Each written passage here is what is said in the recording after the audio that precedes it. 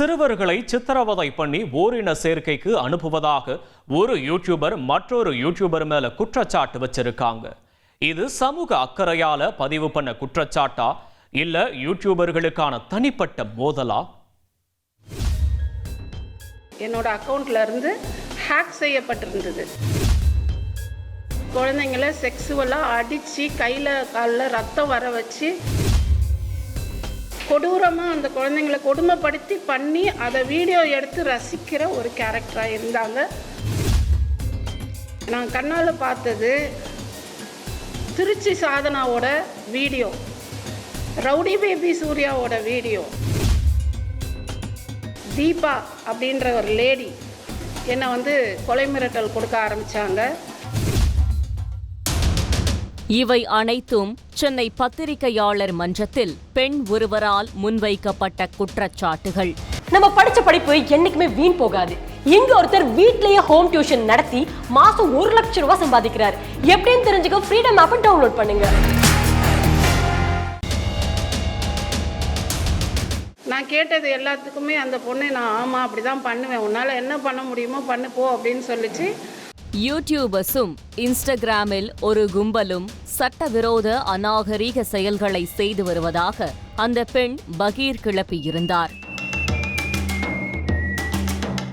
அது மட்டும் இல்லாமல் நான் கண்ணால் பார்த்தது திருச்சி சாதனாவோட வீடியோ, ரவுடி பேபி சூர்யாவோட வீடியோ, அது மட்டும் இல்லாமல் நிஷா அப்படின்ற ஒருத்தவங்களோட வீடியோ, செல்வராணி ஏதோ எனக்கு நேம் சரியா ஞாபகம் இல்லை, அவங்களோட வீடியோ. யார் இவர்? இந்த குற்றச்சாட்டுகள் அனைத்தும் உண்மையா என்பதை தெரிந்து கொள்ள விசாரணையை தொடங்கினோம். இவரது பெயர் சித்ரா. மக்கள் பார்வை எஜுகேஷனல் அண்ட் சேரிட்டபிள் ட்ரஸ்ட் என்ற பெயரில் யூடியூப் சேனல் வைத்திருக்கிறார். இவருக்கு கிட்டத்தட்ட 20,000க்கும் அதிகமான சப்ஸ்கிரைபர்கள் உள்ளனர். இந்நிலையில்தான் இவருக்கு யூடியூப் வீடியோ மூலம் வரவேண்டிய வருமானம் ஹேக் செய்யப்பட்டு இவரது வங்கி கணக்கில் இருந்து திருடு போனதாக சொல்லப்படுகிறது. அந்த இயர் ஃபுல்லாக என்னோட சேனலில் வந்த இன்கம்மை யாரோ ஹேக் பண்ணியிருந்தாங்க. திவ்யா கள்ளச்சி அப்படின்ற ஒரு இமெயில் ஐடிக்கு போயிருந்தது.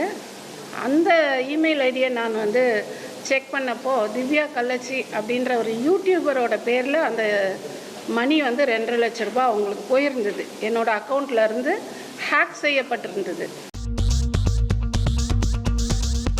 இந்த ஹேக்கிங் குறித்து திவ்யா கள்ளச்சியின் வீட்டிற்கு சென்று விசாரித்த போது சித்ராவிற்கும் அவருக்கும் வாக்குவாதம் ஏற்பட்டதாக சொல்லப்படுகிறது. நான் போன உடனே இந்த பணத்தை பற்றி கேட்டேன். ஏன் தவறான சமூக சீர்கேடான விஷயங்களை எதுக்கு பதிவிடுற அப்படின்னு சொல்லி கேட்டேன். இது ஒரு வாக்குவாதத்தில் ஒரு பிரச்சனையில தான் முடிஞ்சுது.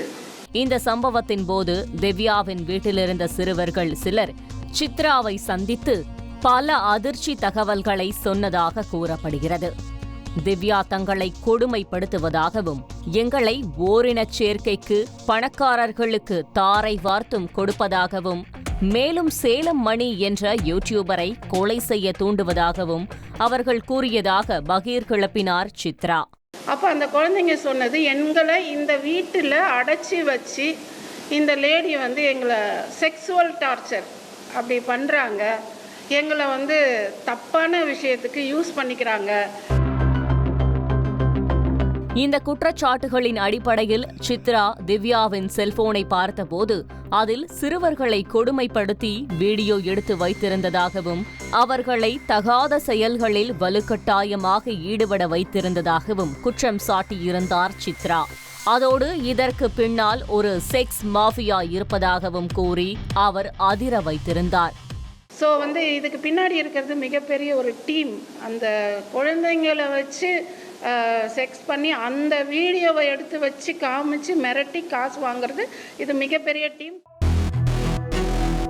இது சம்பந்தமாக காவல்துறையினரிடம் திவ்யா கள்ளச்சியை பற்றி தான் புகார் கொடுத்தபோது தீபா என்ற பெண்ணிடமிருந்து கொலை மிரட்டல் வந்ததாகவும் தன்னுடைய ட்ரஸ்ட் பெயரை பயன்படுத்தி அவர் பண மோசடியில் ஈடுபட்டிருப்பதாகவும் குற்றம் சாட்டியிருந்தார் சித்ரா.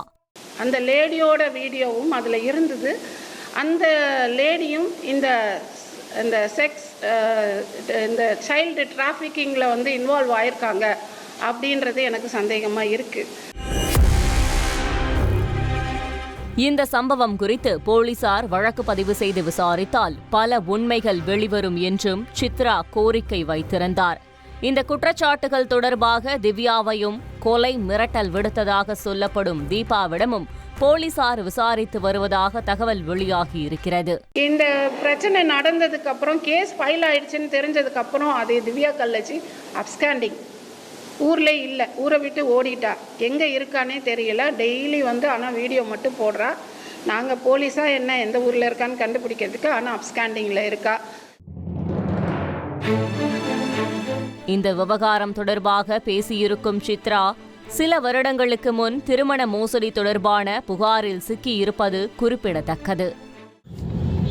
ஓடுகாலி கதறின பற்றிய அவளுக்காவது பாவம் பார்த்து விட்டுட்டேன். உனக்கெல்லாம் பாவமே பார்க்க மாட்டேன்.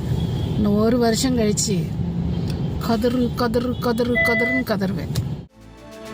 சமூக அக்கறையால் சித்ரா இந்த குற்றச்சாட்டுகளை முன்வைக்கிறாரா அல்லது தனிப்பட்ட யூடியூபர்களுக்கான சண்டையில் இப்படி ஒரு புகார் அளிக்கப்பட்டிருக்கிறதா என்பது 2 தரப்பினரிடமும் நடத்தப்படும் விசாரணைக்கு பிறகே தெரியவரும்.